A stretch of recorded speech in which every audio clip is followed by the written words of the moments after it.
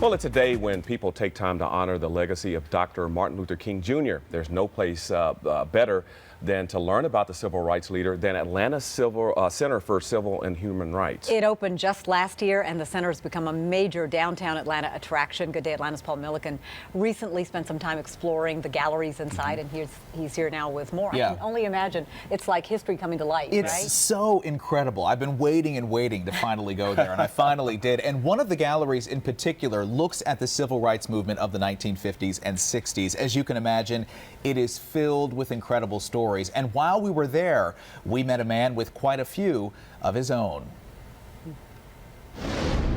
And something like this is a must, because for the simple reason that here's your history.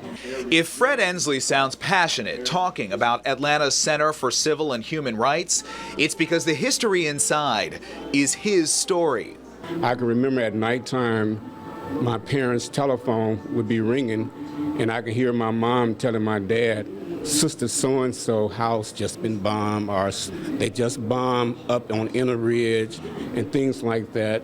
Ensley was born in Birmingham and lived there in the 1950s. He remembers speeches like this. You've got to keep the white and the black separate. And what those words could do to a child. Nights when my parents would be going to church meetings, I, as a kid, would be under the living room table with a BB gun pointed at the door because the Ku Klux Klans may be coming in. Today, Ensley is browsing the center's Rolls Down Like Water gallery. It traces the civil rights movement in the 50s and 60s. I'll use guns, I'll use paint, I'll use my fist, I'll use my customers, I'll use my employees. Exhibits include the sit-in counter, where headphones bring to life the terrifying threats against peaceful protesters. Get up, get up, get up.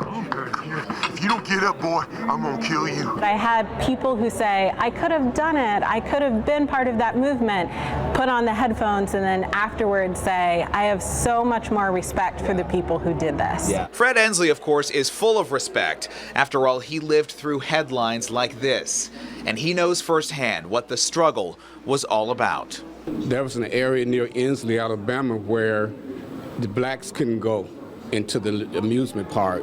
So after becoming an adult and having 4 girls, me and my brother who's in here, we drove back here, and one of the things we made sure that our children got a chance to play in an amusement park that we couldn't. So man, the stories he had to tell, just incredible. There are special programs planned for the center this evening. There's a link on my Facebook page. It's Paul Milliken, Fox 5, with more info. And coming up in the next hour of Good Day Atlanta, we'll hear more from Mr. Ensley and also see some of Dr. King's personal items which are on display. And that includes the outline of what he was planning to do in Selma, which inspired the movie. So if you've seen the movie or you're into the movie, you can go see the real papers and see how he organized everything that ended up happening there. Wow. It's incredible to see his own handwriting. Wow, to hear some of that stuff, man. I know. That's hard to listen to, isn't it? It really is. And I'll just tell you this, the next piece that we do at 9 o'clock, I would say it's even a little more intense. It's to hear how he felt when he first used a water fountain that was desegregated, and the fear that he had drinking from a water fountain that wasn't for one color or the other. It's an amazing story. We've been talking a lot about it at our house. We actually pulled up Dr. King's I Have a Dream speech on YouTube,